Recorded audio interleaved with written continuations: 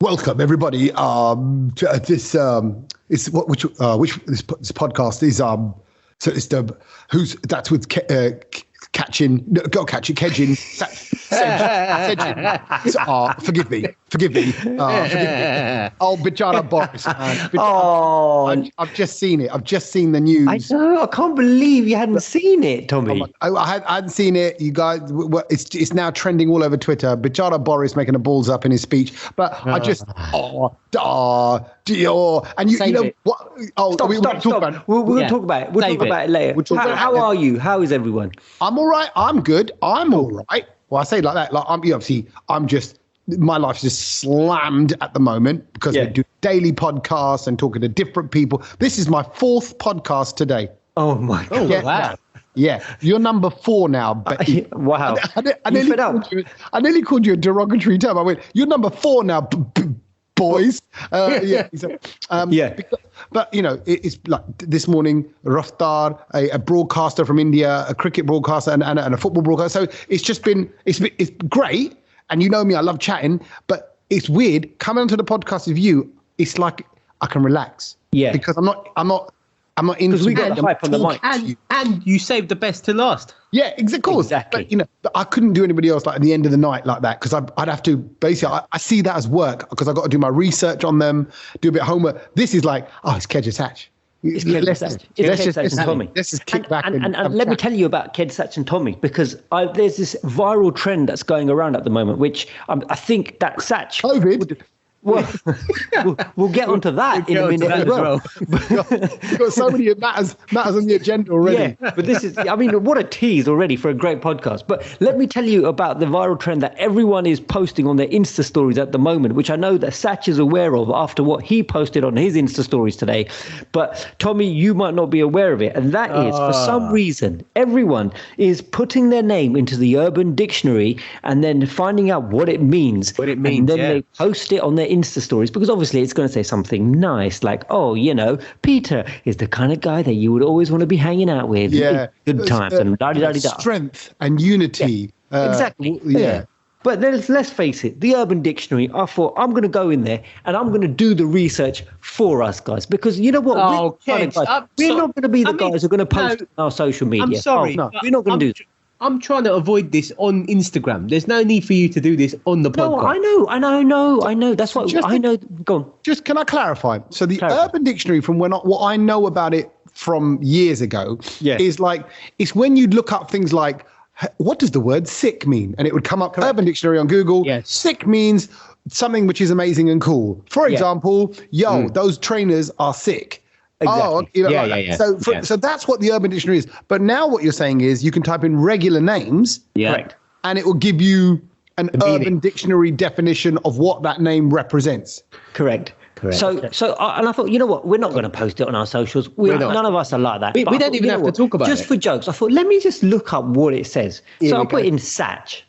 Now, Satch comes with a massive long essay, which I really can't be bothered to actually go through all of it. But someone's done this. Someone from the Urban Dictionary team. With a lot of ego, right? He's sporty. He puts sport before anything.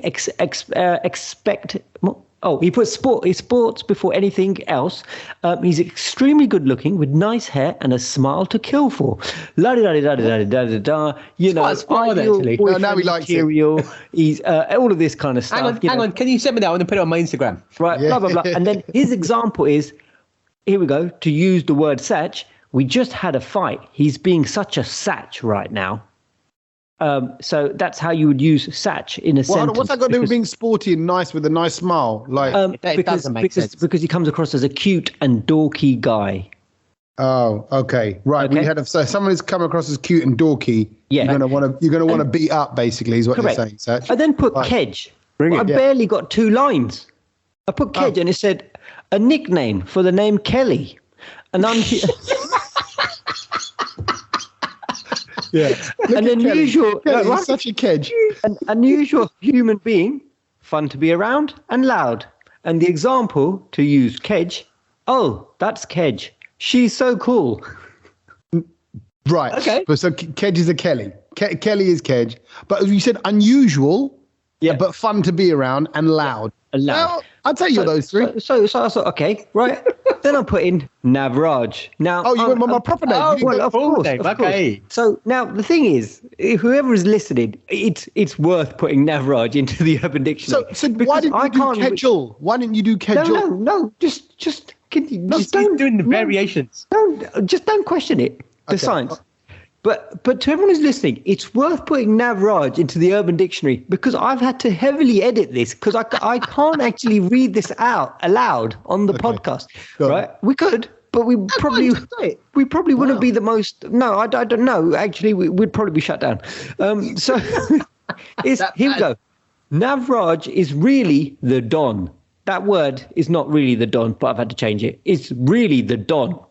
He is what every girl wants. And what every guy wants to be. Ooh. Everyone should look up to Navraj as a role model. He has a big ding dong. The example is, yo, that's so cool. That's almost Navraj. What? I'm sorry. I fell off the seat when I read this. Please look it up because it's actually hilarious.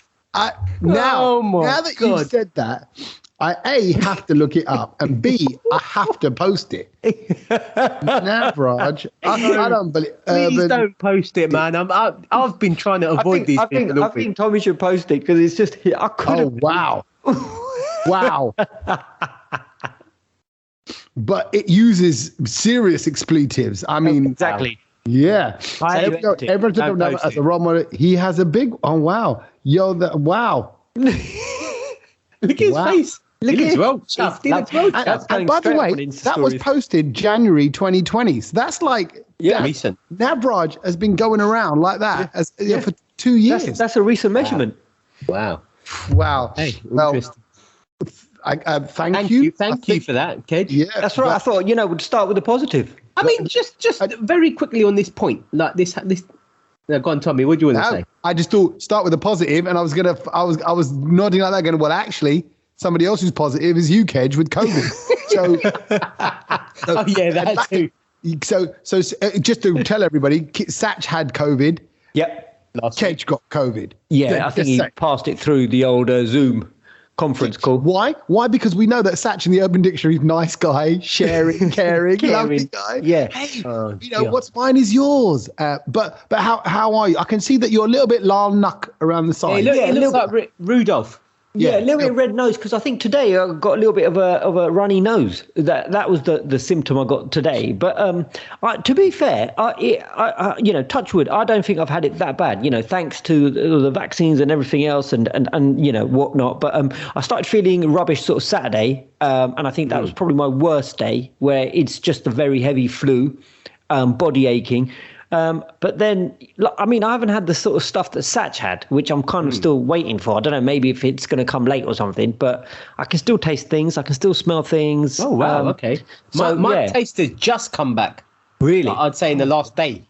Wow. Yeah. I don't know. Maybe this might be, with me banging on all about my breathing and all of that, maybe it's all just, helped and with the lungs and all of this. I don't know. And I will say, I have read a couple of articles over the last sort of year or so saying that vegetarians and vegans in particular, do very well, do better with COVID symptoms than meat eaters. Oh, apparently, there we go. There's articles out there. There you go. So maybe it might be that. It might be your vegetarianism that saved you, Kedge, in the end. Maybe. There's been some use for it. So I'm obviously still stuck indoors and I'm in for a while still. So, but. What do you have to? I don't even know what the rules are now. 10 days? 10 days, 10 days. 10 days from when your symptoms So we won't start. even be able to do next Tuesday either. We're going to have to do that on the old Zoom.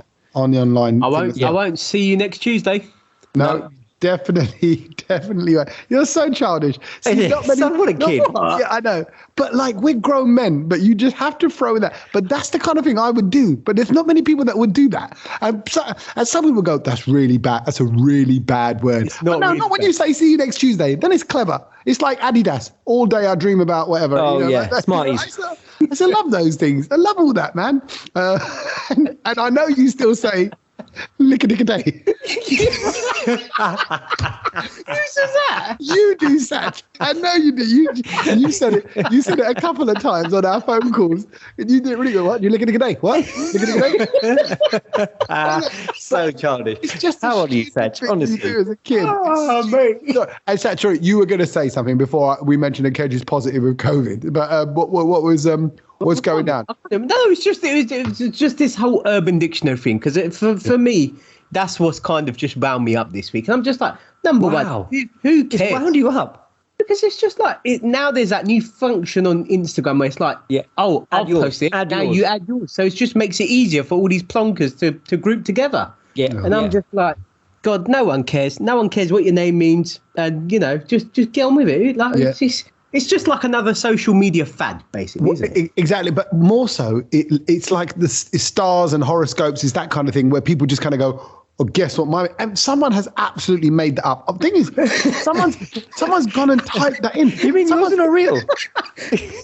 But what horoscope are you, Kedge? And who decided that? Who went, Navraj? This name belongs to a man who's got this. I'm like, I think because it rhymes with large, maybe. That's a Navraj. I can't. No. When I think of Kedge, I think of Kelly. So yeah, definitely got it right. It used to be Kevin. Now it's Kelly. Yeah, exactly. and Karen. It could be, Leo. Could be Karen. Yeah, exactly. Any one of those. But anyway, forget Karens, forget Kellys, forget Navraj's. Boris. Can we just quickly just get this out of the way because we mentioned him, right? Let's talk about Boris. I feel for him because we are in the broadcasting game, right? And I felt for him. So this speech that he did. So if you don't know, Boris Johnson did a speech, and was it part of the what's it called? Kind of the whole, not COP26. Obviously, that's CIB, or what's it called? CIB, something like that. Basically, he's up there on a podium, on a stage. It's very important. Right? Yeah. Big speech. And he's talking about plans for the future. And he's got about 7-8 pieces of paper. And I've seen this happen to other people. And I felt something similar happen to myself, where all of a sudden, your notes just go jumbled. And you can't find the piece of paper you're on. And you're turning pieces of paper around. You lose track of what you're saying. The room gets hot. You feel like all spaced out all of a sudden. It's a horrible feeling. But it should only happen really once. And then you go, right, I never want to feel that again. And if you're Boris Johnson or even someone like me who has to get up and speak a lot in public, you then do the prep to make sure you can get yourself out of it. But that's the key word. Yeah. Keyword prep. And I think, Tommy, you could probably handle that. I think if there's one person that could, I think it could be you. But hello, he's the Prime Minister, right? He should be knowing how to handle. I'm just Navraj with the big ding dong. So he's the Prime Minister. Allegedly. So, but you should be able to. But it's like, I'll tell you why I felt for him and why my heart sunk. It's because I feel for anyone in that situation. Forget that it's Boris Johnson. Did you really feel for him? Yeah, I didn't. I just thought, village idiot. No, I didn't. But I've seen people get up, and when they're doing a speech, and you see the red blotches come on their neck because they're nervous. Have you ever seen that come on someone? Yeah. Right? And they suddenly get nervous, and you think, oh man, I know you're not enjoying it. So then I'll do that thing. I've given them a little bit of gentle eye contact and nod like I'm listening, and then look away so I'm not making it too obvious. Like I'm putting them on the spot because I just feel for them because I know what it's like to be up there. Here, he lost his way, and he kept saying, oh, forgive me. Forgive me. And it's like, stop talking. You almost want to go, let him just say, stop for a minute. Hold on, guys. Let me just sort these notes out. 1 second. And don't say a word. Pull yourself in order and go, sorry about that. And then carry. I swear, he tried to bumble through it. It got worse and worse and more. But it was a slow. No, but he's. I mean, I'm sorry, but you're talking about if someone was doing it, who's like say 15 years old in front of like in Trafalgar Square or something. Assembly.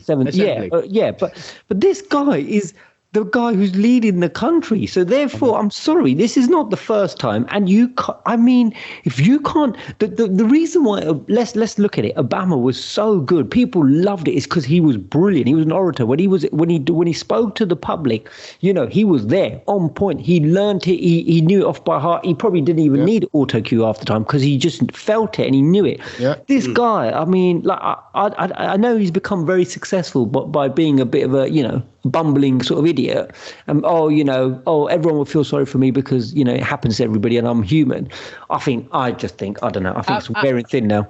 I think my thing is I'm kind of with both of you. Like, in the sense of Kedge, yes, I do think that he should get it correct because he is the PM. But then I also do, when I saw it, I felt bad for him. It was just one of them where I was just like, I don't want to see this. Like, I don't want that to happen to him. And ultimately, he's just a bunda. Do you know what I mean? And it's just that, because I suppose because it's the ultimate fear as a presenter, as you get that hot feeling.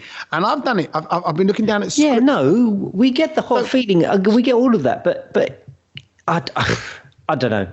But then with Boris, it's fine. Like, at the end of the day, look, he does these speeches week in, week out. Like, this is his job. He needs to exactly. That's the basic. He needs to be good at it. But then from what I do, that's like if you're a lorry driver and you can't stick it into first gear, then shouldn't be really driving, should you? Yeah, but okay. But what if that lorry driver has been driving sort of 20 hours a day for the last 5 years? Yeah, but then he needs to go to sleep.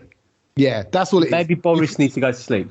Yeah, and it was. But also, what's funny is in his speech, the words that he's trying to get out are about instilling confidence in the nation. So it's like, and then people will have the confidence. And what do you need for confidence? Hold on. And then skills. Oh God! Of all the things that he needs to say. Didn't he say something about Peppa Pig in the middle of all of this as well? What was that all about? Yeah, he started banging on about Peppa Pig World, like, because he just went there recently as well. And he goes, I love Peppa Pig World. He goes, I love it. It's my kind of place. And I was like, right, brilliant. This is going well, mate. What? I remember when Bush came out with some of the nonsense that he came out with when he was trying to say, because if you look up all the things that Bush has messed up, that was the first, when it first started. And obviously YouTube generation, all that, people clipping things and putting it up. But I remember Bush tried to do the phrase, and I better not mess it up now, when he says, fool me once, shame on you. Fool me twice, shame on me. Right? Meaning you shouldn't, if you get fooled by the same thing twice, it's actually your mistake. But he just couldn't get it out. He went, so fool me what? And you've got to look it up because it's brilliant. Fool me what? Shame on me, you. But if you can't fool someone, and you're like, and you've just fooled yourself by saying it. And then there's that, and then obviously all the Trumpisms, and now Boris. I'm like, oh my God, all these fun there. I mean, if anything, all the people who suffer from imposter syndrome, this just shows that you can be anything. Don't ever doubt yourself. Keep going, because you could be the Prime Minister of this country, even if you can't speak properly. I'll add to that, because one of the things I learned, but I'll do this early, which I wasn't going to do actually, but just because you said about Prime Minister, is you've got a much better chance of becoming Prime Minister than you have of winning the lottery. So if you buy a lottery ticket, you might as well try and be Prime Minister, basically, because your odds are way higher. Can I also add, while we're talking about speeches, it's just that I've been to a few sort of engagements and weddings recently as well. That's where you got COVID from, mate. Yeah. No. This was not from. Trust me, I've been to some serious places where it was a COVID pit, and I've managed to get out of there without any COVID. So I don't know how I did that, but the speeches. Is this a thing? And maybe we've mentioned it in the past as well, but speeches at Desi weddings, my word, it's poor. So poor, so like, and they think that they're funny, but they're quite insulting. They're actually really like what? Insulting. Like who? What have you seen? So the recent one I went to was the groom's mates. And they were chatting about him. And for some reason, they think that has to always go on for about 25 minutes as well. Like, I mean, if you can hold anyone's, attention for that long, then you should be Prime Minister. But for 25 minutes, and then they went, whatever the groom's name was and is Mrs. They make a lovely couple. They've known each other for absolutely ages, childhood sweethearts.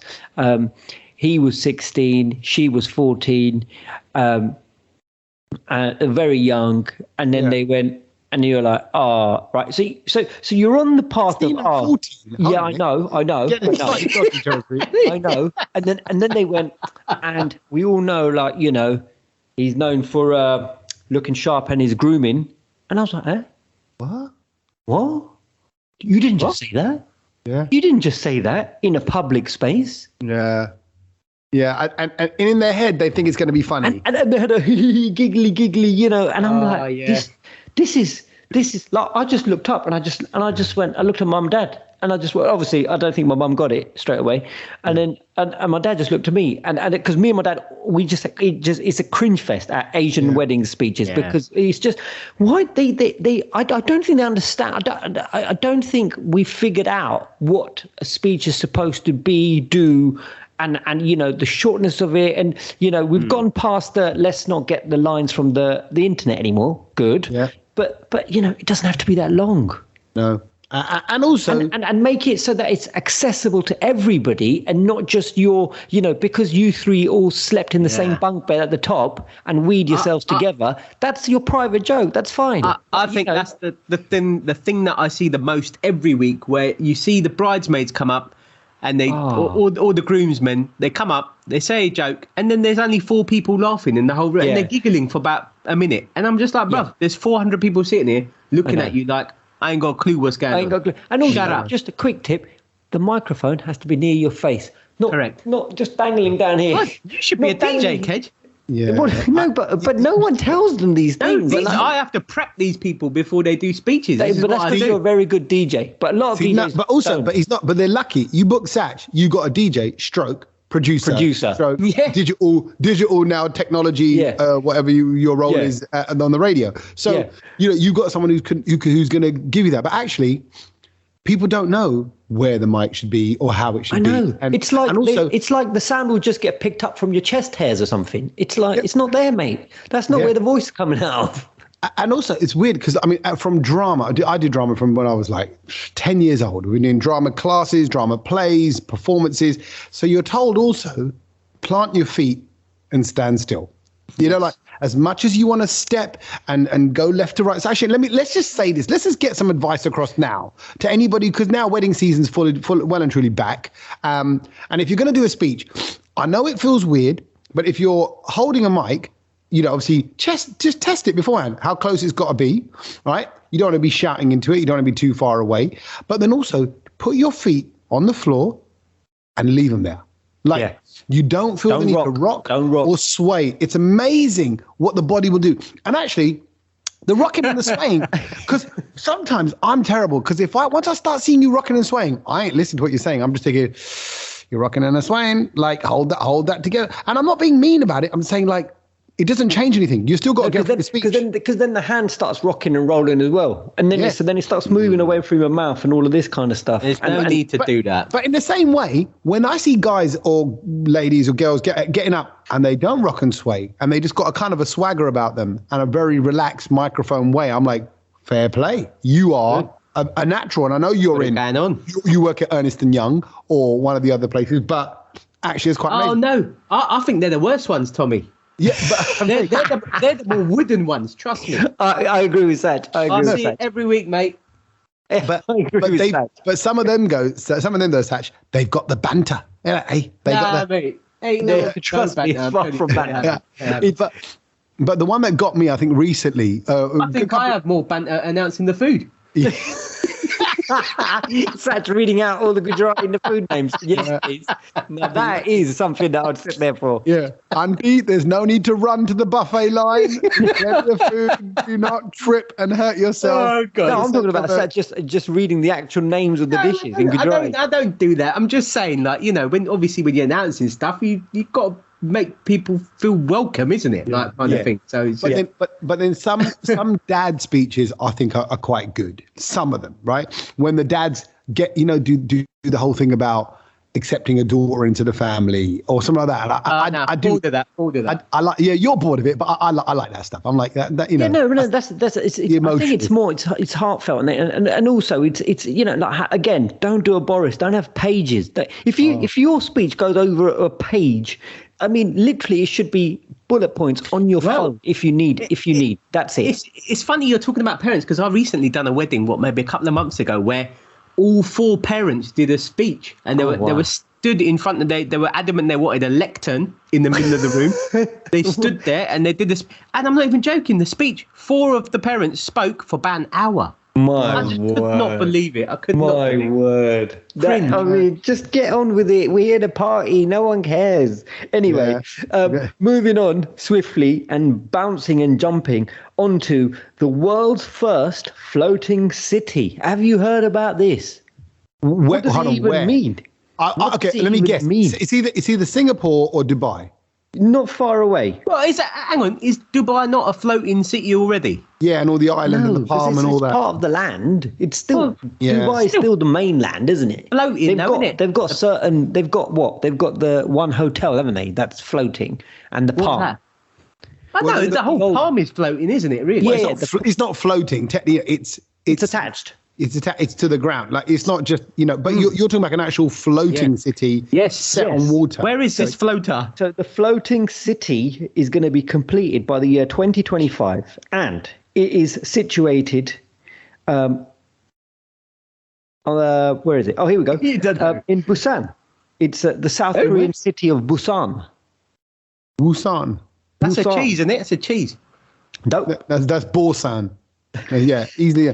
Or is it a floating piece of cheese? Is that what it is? No, it's actually. I mean, honestly, you need to see the pictures of this because this is. Shall I just quickly show you? This is incredible. If I just make this large and then if I just put this in front of the older. Can you see it? Okay. So it's like lots of lily pad kind of places. How big is that? I mean, just looking at that, I mean, I can't tell what's the kind of coverage of something like that. Is that so it's a city? So basically, it's going to cover 75 hectares. It's going to accommodate 10,000 residents, and it's made up of hexagonal islands.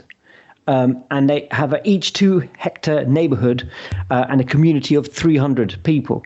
And so then neighborhoods will be grouped in clusters of 6 around a protected central harbor, forming a village of up to 1,650 residents. The city is designed to grow, transform, and adapt organically over time. I love that. So it will change shape, evolving from neighborhoods to villages to cities with the possibility of scaling, but the design and the future of expansion plans are not yet in stone. What's the how is it made then? Because obviously we know how these islands and stuff in Dubai are made. They basically dig the sand up from under the sea and basically chuck it towards land. Is that what they're doing to build it? Yeah, I don't know. It looks like these are actual like they've made it and then they've kind of pushed it out to sea. Yeah, this looks like it's kind of been pushed out to sea. Yeah. I haven't got the full sort of spec of it. When you get those kind of fancy hotels which have got like bedrooms over the sea, like the Maldives, and all that with like decking in between and all that, linking them all up. It's kind of like a giant version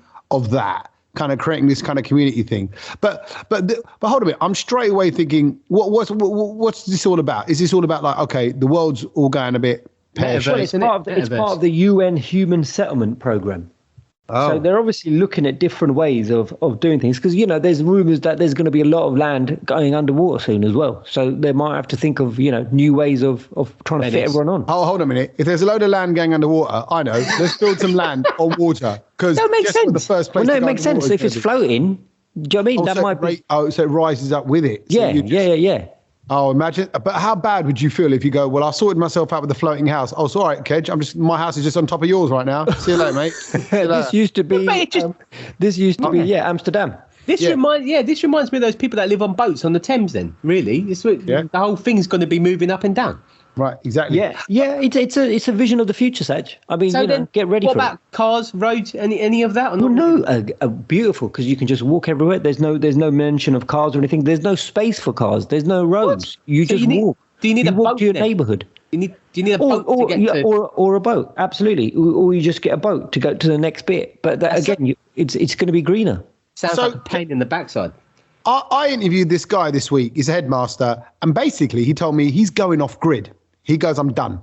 I'm done on life. I want out. Oh.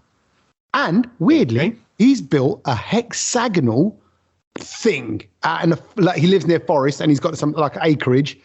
And he goes, me and my wife are building it. Hexagonal thing. What do you mean? Like hexagonal house, kind of thing. But right. I don't know what the hexagon thing is. So the hexagon thing apparently connects to the honeycomb and nature. So it's like the basic structure of everything, which is the most solid structure. Yeah, and how the bees have created out of nature and all that. But my point is, this is now the second sort of thing I'm hearing about where people are kind of going, let's go away from like what I'd call normal life and go set up separate and get separate alone. And I don't know about you lot. I swear, I'm not saying I'm ever going to do it because I ain't got the balls to do it. But I've been thinking recently, I'm like, you know what?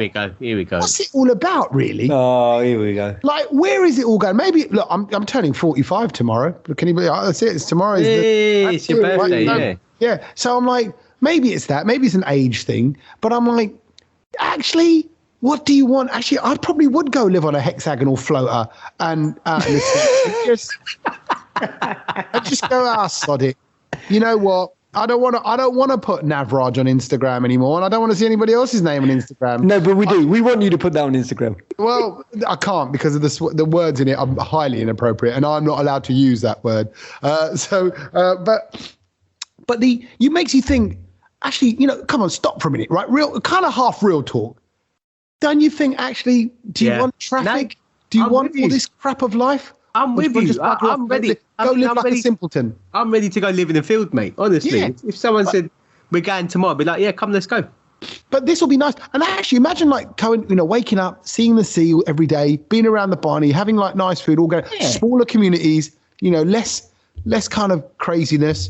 My life at the moment, all I do is very simple that probably stuff. Explains why Naughty Boy's gone into the jungle. Yeah, the English jungle. Have you seen any of that? He's quite funny in it, actually. Is he really?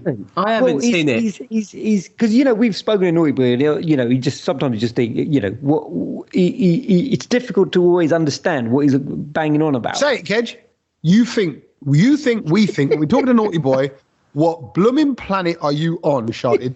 Because that's what I think when I talk to him. Yeah, because like when we spoke to him, like he goes, I remember that clip that we've got on our socials, and he went, thank you to everybody who's bigging up the brown loads. Yeah, and we were like, but, wicked. Yeah, but it's not only that. He is an artist, so he floats away and he talks about music and like the sounds. So he is in Naughty Boy planet. So, but he was naughty. He was naughty as well, actually, in the jungle because he tried to sneak in a bit of masala, innit? Did you see that? He's a chef. No, I haven't seen that. He got his mum to grind some masala and stuff like that. He hid in his socks. Yeah, got him and all of that kind of stuff. You know he's got because he couldn't eat rice and beans. I mean that is dirty. Yeah, but imagine that. You tell me to camera, go, don't worry, guys. I've brought in some garam masala. It's in my jarab. It's in my sock right now. No worries. Who wants to add it to their chicken? I don't think you would care. If I had hidden some right in my jaddies, and then you've got to eat rice and beans plain. But if I tell you that I could put some saffron in it and a bit of garam masala and chili powder, you would not care. No, I would not care. I would care because I'll be pretty sure if you pull out your jaddies, they ain't bits of saffron. They're bits of your ball. That's exactly. Like that is definitely not saffron. Well, a bit of pepper in there. No, thanks. But just speaking of that, I see why he's done that because recently he's opened up restaurants, Naughty Boy. You know that? Yeah, the pop-up. Yeah, in Box Park. I think he's got one in Croydon. He's definitely got one in Croydon. I've seen it. And I think there's one in Wembley as well. And we're talking to that, and I've just floating in restaurants and Naughty Boy. I've just booked for the first time for Christmas, around about Christmas, a floating restaurant that's just opened up in Canary Wharf. Hello. Yeah. So I'm like, what is it actually floating? Yeah, it's called the floating restaurant. But it's not floating in the Barney. I don't want to because but it's a very famous kind of. So is it floating in the Barney? Yes, it is. But isn't half of Canary Wharf all floating in the Barney? We went to a restaurant there, but floating. But I mean, like Canary Wharf is actually, like it's grounded, like it's there. But this restaurant is like on a bit of decking, and it's floating, and it's a bar and a restaurant and all that, and that kind of stuff. So I'm like, but I like stuff like that. It's an experience, and and I'm thinking maybe I might go off to Woosandu, and just go Busandu, right? It fits me, right? And so I'll just go there and just go plant myself there. Hence why I've always said, if they offered up the Mars thing and said, we've selected you, I'll give it to you. Would you? What, without your family, would you take them? Okay. I tell you why I'm chuffed like that. No word of a lie. And it's way too early to even be talking about this. But because you said it, maybe it's a sign. I have been offered a position to work on a radio show in Saudi, right? Full relocation. They're talking about everything and all that. and they're saying, these are the plans for the station. This is the way we're going to go. You come 2030, this is the place you're going to want to be. And they're talking about the family and and I'm Saudi. Like, yeah, but at the moment, I'll be honest, we're still talking about it. We're just talking about it. Have you been there? Nope, never ever. Right? Okay. And they said, this is what Saudi culture's like, and And I went, actually, I don't drink. I live quite a simple life. And then, but then I'm like, yeah, but you guys only let women drive 2 years ago, right?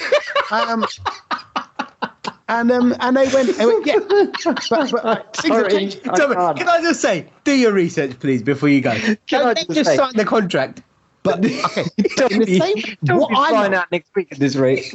No, I love it. I love your reaction, right? Because what I know, right? And trust me, you think I didn't think these things? Of course I did, right? But what I know is, when I live in East London. Gosh, this is breaking news. I want to put a banner on. I want to put a banner underneath the podcast. Yeah, hold on. This needs a music. Breaking news. No, listen, I'm unaware of this. Kedge, has he spoken to you about this before? I haven't got a clue, mate. Bruv, I haven't even spoken to my wife about it. This guy, he's ready to go as Mr. Sheikh Al Sandu all of a sudden and sit in some golden palace in Saudi because he's had enough of the average life and he wants to roll. I'm telling you, there's another way.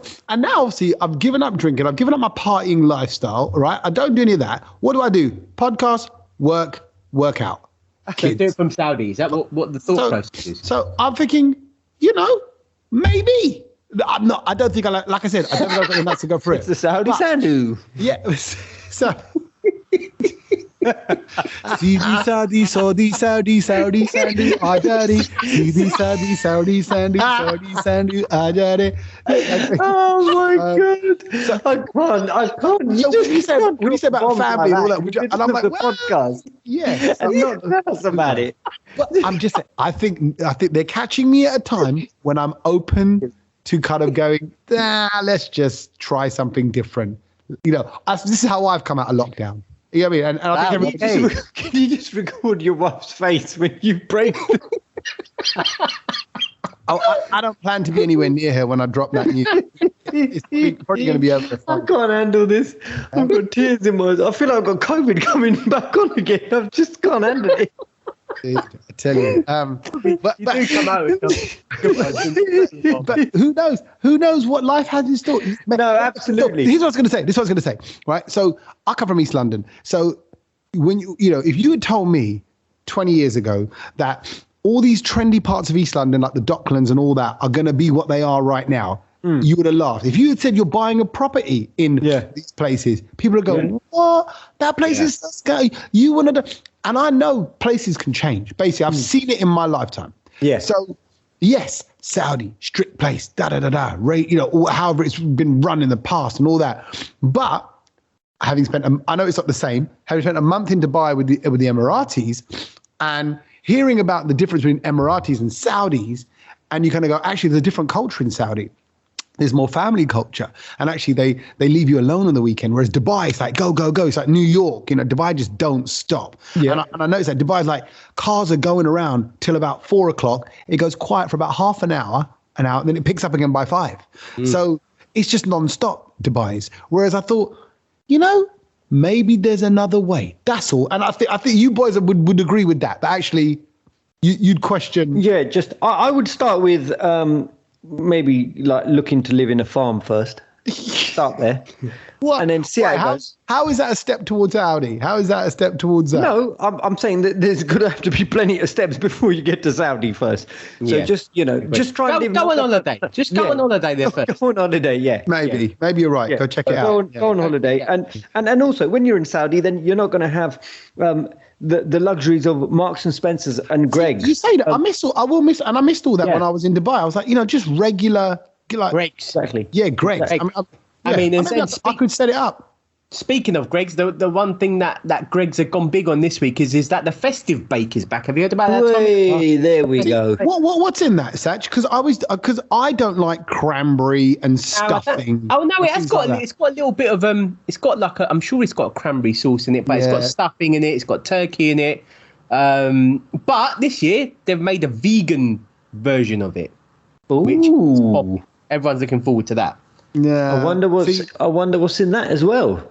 I will give it a go. I'll give the vegan one. Oh, it's got corn. It's got corn in it, and it's filled with sage and onion stuffing balls and vegan bacon crumbs. See, that puts me off straight away. And it's got mouth-watering sage and cranberry sauce. Lovely.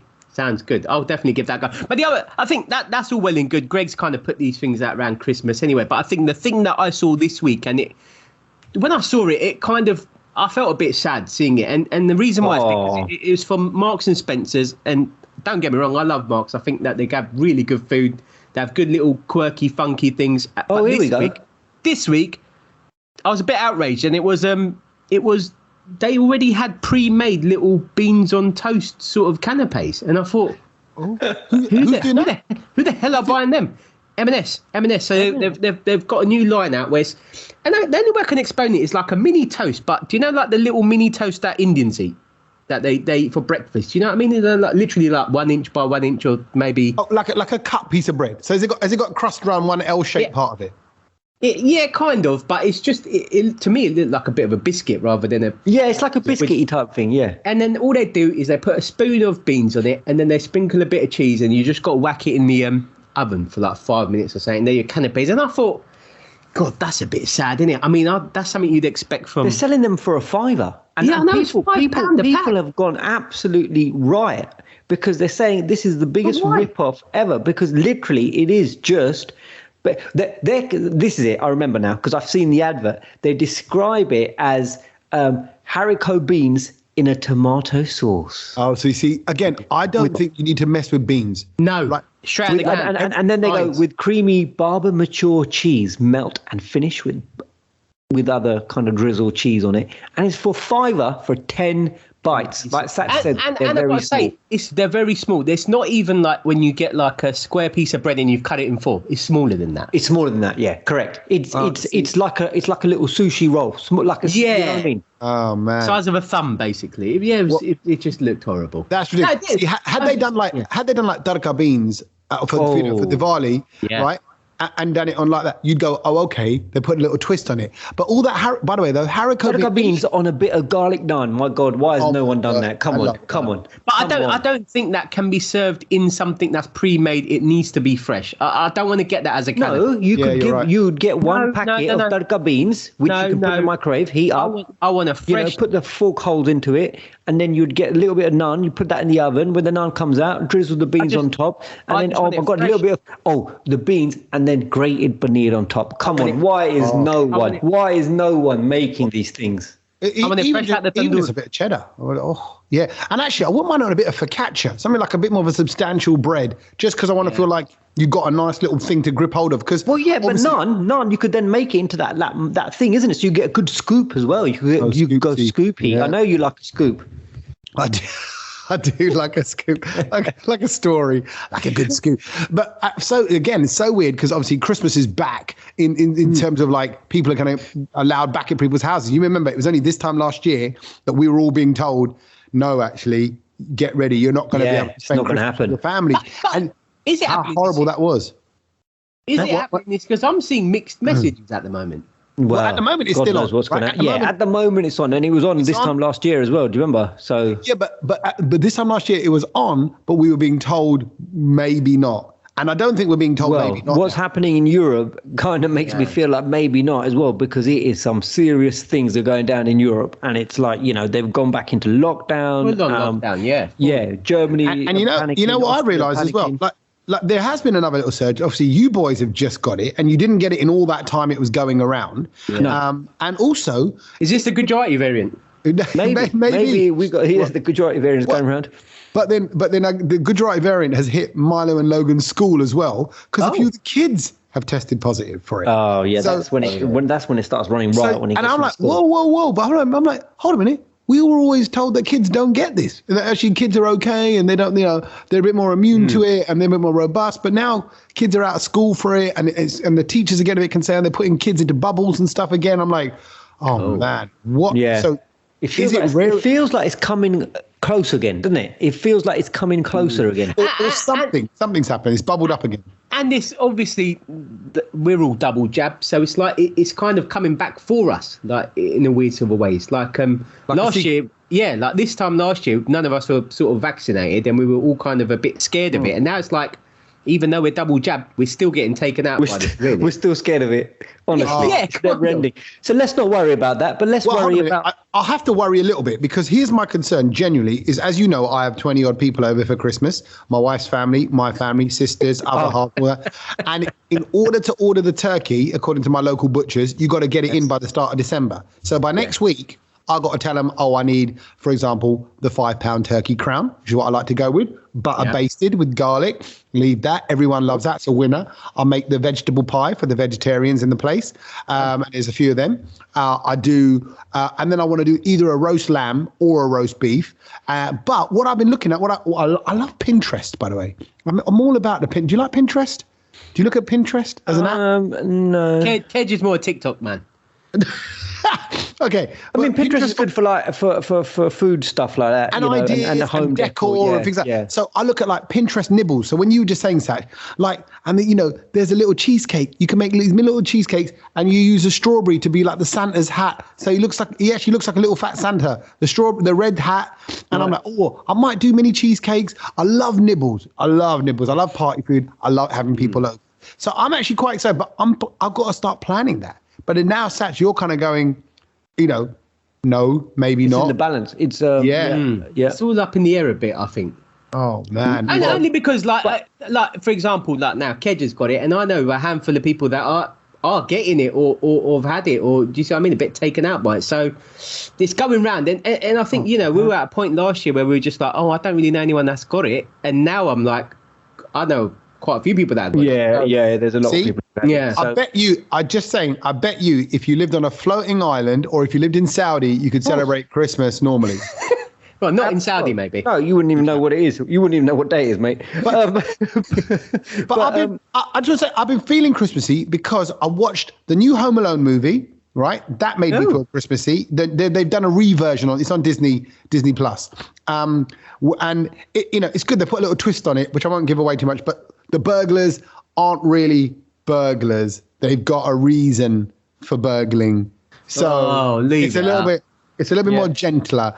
So you got that. Plus, obviously I've been in Dubai. I've come back. It's all wintry. Everyone's got their coats on. It's cold. The playgrounds are frosted over on the floor a little bit in the mornings.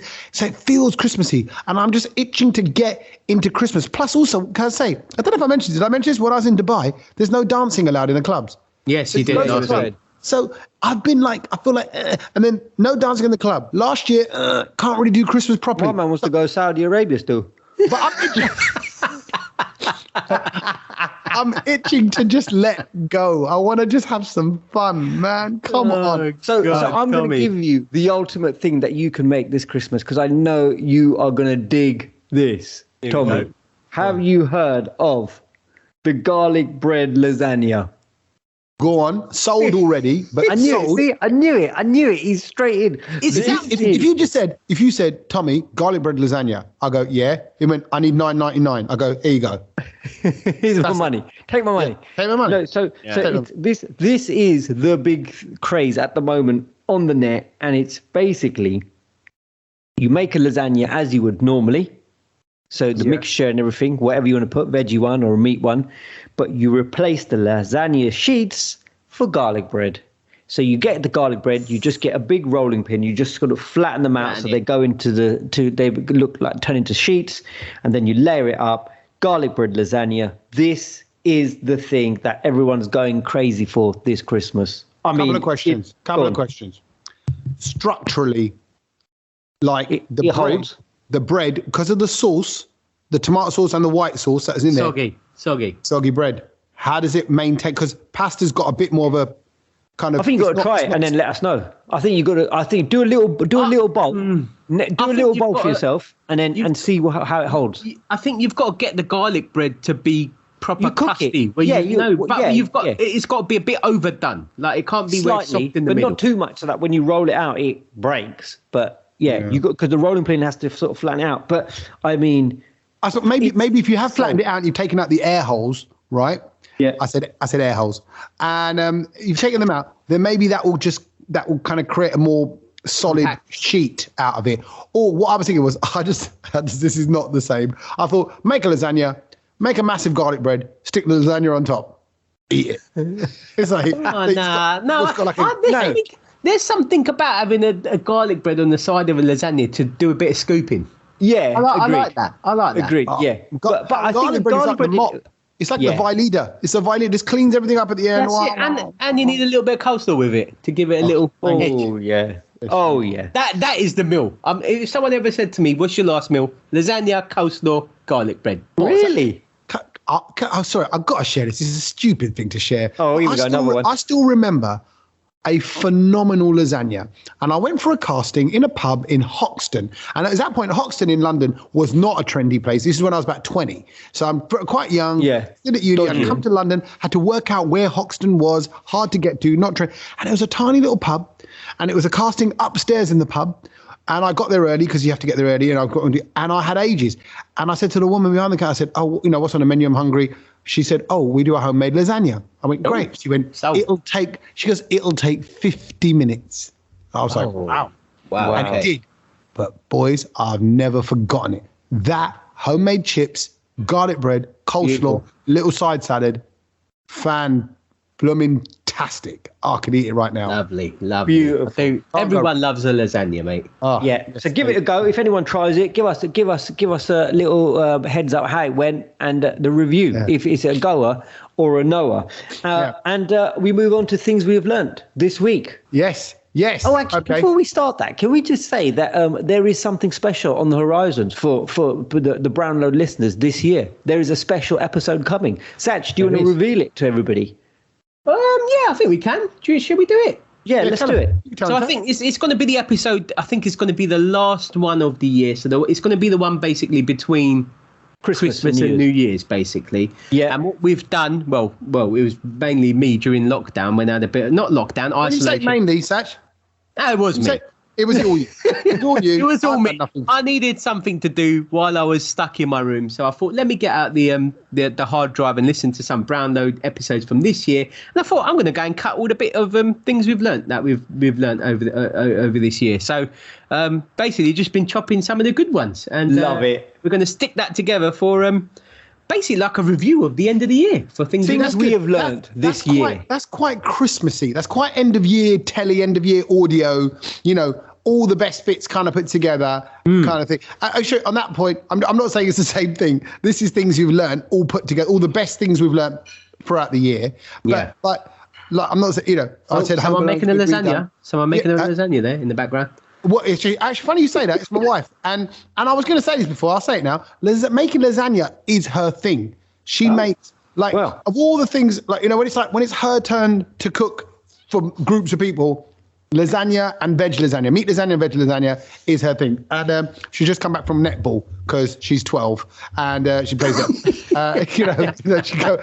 It's a mum's club of netball people. Right. Actually, not just mums. It's actually some youngsters as well. But they've just played. And she's now warming up the chicken curry that I made, going to say earlier on. So, but lasagna is her thing. So I will say, I'll tell her now, actually. So what they're saying is there's a new kind of lasagna where you flatten out garlic bread instead of pasta sheets and put that into lasagna. She's made a face that says, "Shut up, I'm eating my chicken curry." Wow, there you go. That means carry on. Our survey says...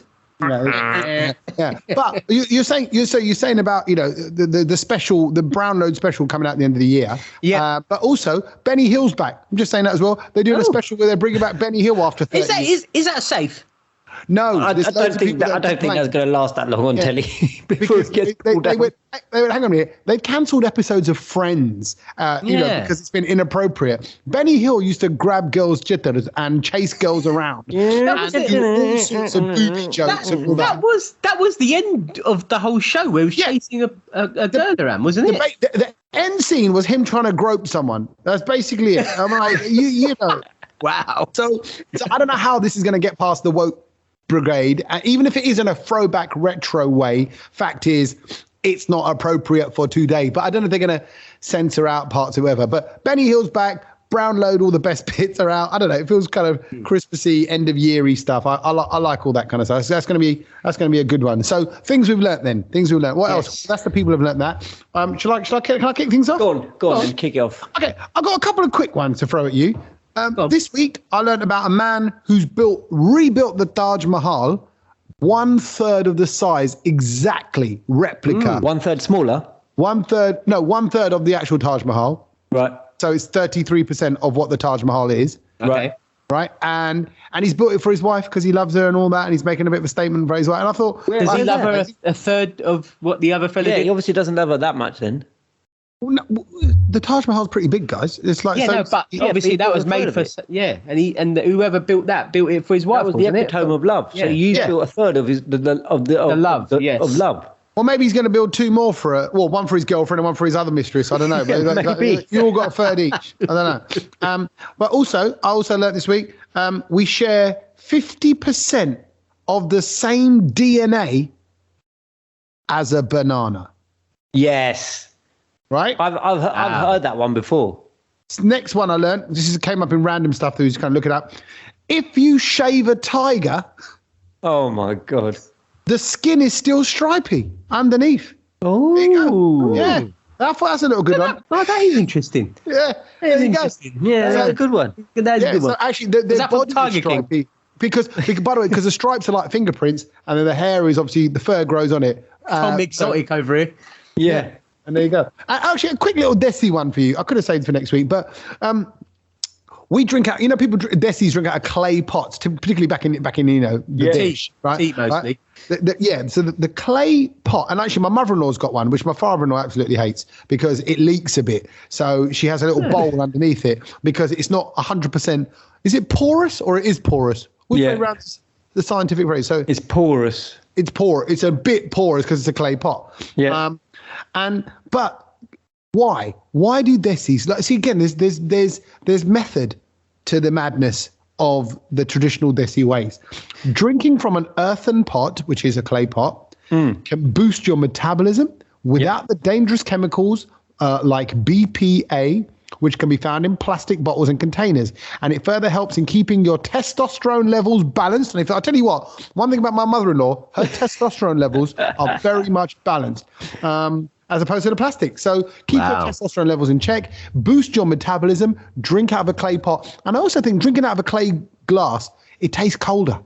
The water tastes cooler as well. Mate, I'm not a fan. I don't like clay pots. I don't like steel glasses either. Oh, I love a steel cup. No, horrible. I've got my one steel glass I've had it since the age of God knows when. No, I cannot do that. Leave it at room temperature. It's beautiful. Yeah, it's great. It holds for ages. It's like a radiator. It's great. It is beautiful. And it's apparently good for you. Yeah. So loads of benefit. Loads of things I've learned there. Over to you, boys. Speaking about tigers, Tommy, with that brilliant fact you had, mine's related to the Lion King. And did you know that it wasn't meant to be called the Lion King? And what they wanted to call it. They wanted to call it. Hold on. They wanted to. What did they want to call it? It wasn't going to be called the Lion King. What could they have called it? It was going to be called King of the Jungle. But then the filmmakers realised that lions don't live in the jungle, bruv. They live in the savannah. Yes. True. Yeah. Wow. That is pretty interesting. But you know why? Because they go, the lion is the king of the jungle. That's what they say when they're just saying the phrase. We don't even live there. Yeah, exactly. You're right. Because in the Jungle Book, wasn't it? Shere Khan was the king of the jungle. Yeah. But that makes sense because he was a tiger. But a lion lives in. It's a savannah. I don't know why I said that, but let's carry on.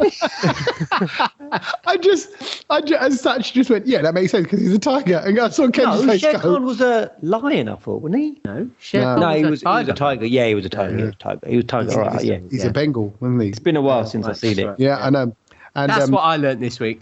Fine. Okay, very good. And my one is in my sort of deeper reading of yoga and understanding it. I came across this thing. This bit of knowledge that I did not know about. Was it on Urban Dictionary? No, it wasn't. It wasn't. It was from the man himself, Sadhguru, who a lot of people might know about, or as Will Smith refers to as Sadhguru. And you think, oh my, I hope he is happy one day. But he says, and he bangs on about how when we chew food, we should be chewing it at least 24 times. I've heard of this. Because but the thing is, and so the reason why he says it is because basically if we're swallowing our food too quickly, and so we're denying it the first process of digestion, which is getting it covered by our saliva, which then can break it down quicker. Once you've chewed it for 24 times, then your stomach is ready. That's what your stomach is expecting to receive to do the rest of the digestion, and we've already taken some of the good bits out. And I thought, so you're sending the signals. You're sending the signals to the stomach. Going to go, guess what's coming? Taste this stuff. Exactly. Here it is. It's the vegan state. It's been broken down. It's been broken down loads, right? And it's covered completely in our saliva. Now, I thought, you know what? I'm going to give this a go, because what it does is it really makes you focus on your eating, and you become conscious. Because actually, if you think about it, we're never conscious when we eat. We're just eating, watching telly, talking, blah, blah, blah, and you're munching. Usually gassing when we're having lunch. Yeah, exactly. I'm always gassing. And so, I've noticed, Ked, you eat really quickly. I do. You do. I do eat very quickly. You know why? You know what that is? That's your private school upbringing. Because someone's going to steal your food or spit in your food. So that's why. Because you're all boys school. That's what people come from big families. People who come from big families eat quickly as well, because someone's going to steal their food or mess with it, whatever. Yeah. So that's what it is. That's that. I wish there was enough food to nick off my plate at private school. I mean, no one would nick mashed potato. That's all I'd ever eat. So are you going to slow it down then? Is that what you're saying? So I slowed it down for dinner today. And you know what? The food tastes so much nicer. And does it? Because it's covered in your talk. No, just because you get every flavour out, and it just is game changing. And I did it. And I thought, and then I thought I was going to eat more, because the portion I had, I thought, I'm going to have to go for a second. It was a pasta. But I didn't, because I was full. And also, when what Sadhguru says is that normally you feel quite lethargic after you've eaten food, because, you feel full and everything. But this, you won't feel lethargic, you're lively, and it's better for your digestion. I gave it a go to that. I tried it. And you know what? I'm going to try it for a bit longer, because actually I really enjoyed that. Nice. So okay. And it's good for you at the end of the day. It's good for you. So give it a go. Is that what you're saying? Can I add to that? Just because I remember reading this, I've just quickly looked it up again. But it's a well-known fact that the way you eat food is linked to the way you make love. Right? Oh. So if you're a wham bammer, I need a little bit, I don't want to eat it quickly and get out of the way. That says everything about you. I just want to say that when I eat like a Navraj. I'm just saying. But it says in ancient Rome, it showed that there's a correlation between overeating and exuberance to also being excessive in sex as well. So actually, if you're not that excessive in food, you're not that excessive in the other one. Just saying, there's a link there, Kedge. Quickly eat it, because he doesn't know when it's going to be taken away. Does that mean we're going to have longer lunch breaks then, Kedge, when I do with it?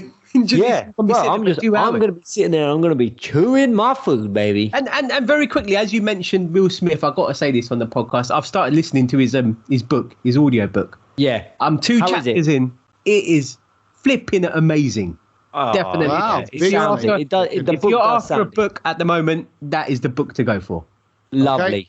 Done. Sold and sold. Nice one. Thank you as always, boys, and then and everyone else. Until next week, we will catch you later. Laters.